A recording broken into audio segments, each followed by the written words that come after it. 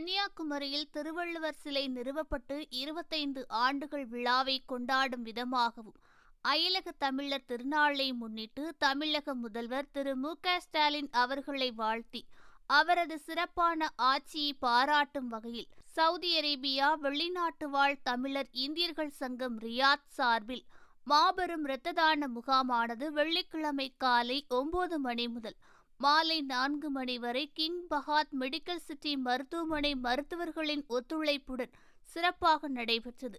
இதில் 60க்கும் மேற்பட்ட உடன்பிறப்புகள் கலந்து கொண்டு இரத்த தானம் செய்து சமூக பணியில் ஈடுபட்டுள்ளார்கள். இந்த இரத்த தான முகாமை திரு பிரவீன்குமார், 2வது செயலாளர், இந்திய தூதரகம் ரியாத் சமூக நலத்துறையின் இறப்பு பதிவு பிரிவு மற்றும் திரு மெய்சுதீன் சலீம், தமிழ்நாடு சார்பில் திரு இந்திய தூதரக வழிகாட்டு குழு உறுப்பினர் ஆகியோர் இணைந்து ரிப்பன் வெட்டி தொடங்கி வைத்தனர்.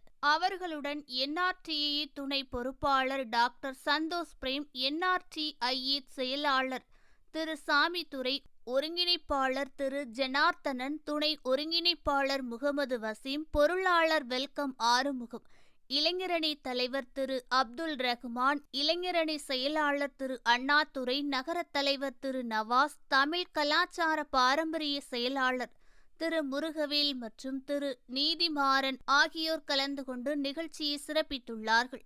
மகளிர் அணி செயலாளர் திருமதி டாக்டர் கவிதா கணேஷ் அவர்கள் இரத்த தானம் செய்பவர்களுக்கு உணவு வழங்கி நிகழ்வின் சிறப்பை உயர்த்தியுள்ளார்.